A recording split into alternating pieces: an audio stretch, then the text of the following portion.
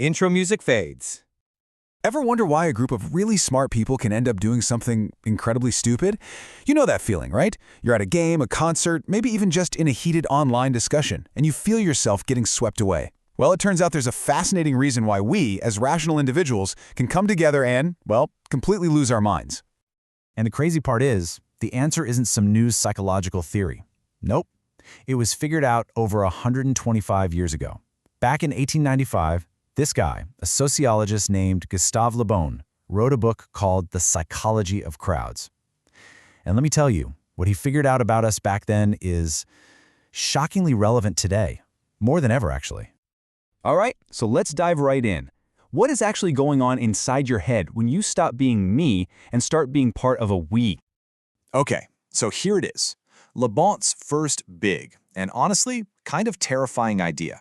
The second you become part of a crowd, you are not you anymore. It's like a switch gets flipped in your brain. That part of you that's cautious, that thinks things through, it doesn't just take a back seat. Le Bon says it starts to, well, completely disappear.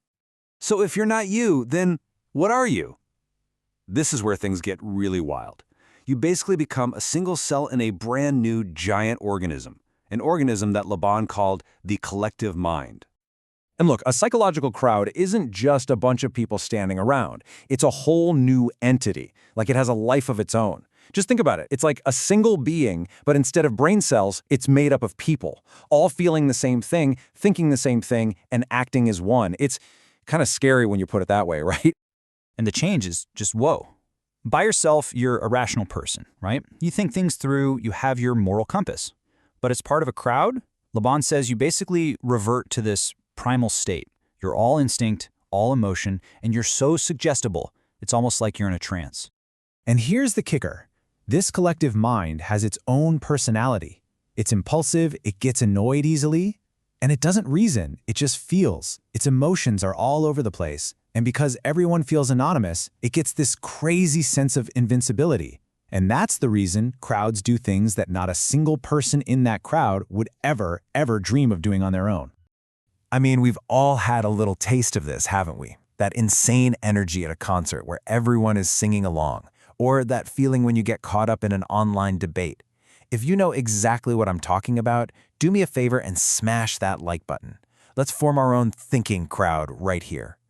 So, this powerful, emotional beast, this crowd mind, it turns out it's not just some random thing that happens. Le Bon figured out that it can be steered, it can be controlled, and he laid out the exact secret toolkit that leaders use to pull the strings. And it's a shockingly simple three-step formula. Step 1 is affirmation.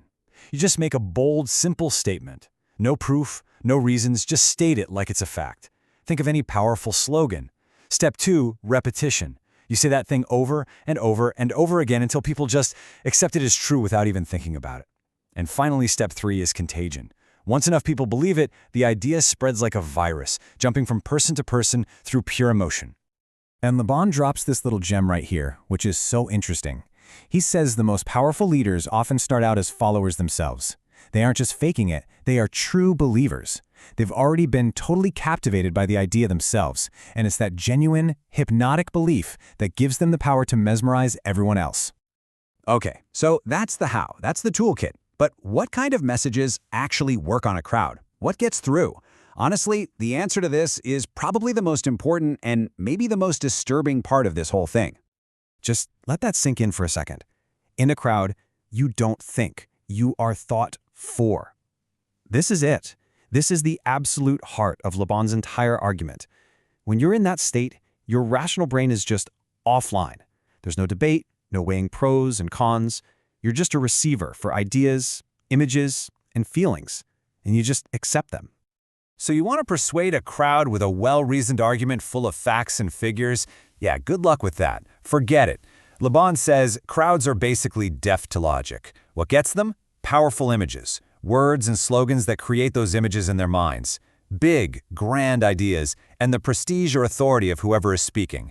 They're moved by what they see in their mind's eye, not by proof. Okay, I know what you might be thinking. This is cool history, but it's from 1895. What's it got to do with me today? The answer? Everything. Because almost all of us are carrying a powerful crowd-making machine with us. everywhere we go. Seriously, think about that three-step formula. Affirmation, repetition, contagion. Does that sound familiar? What about that bold, simple statement in a tweet? That's affirmation.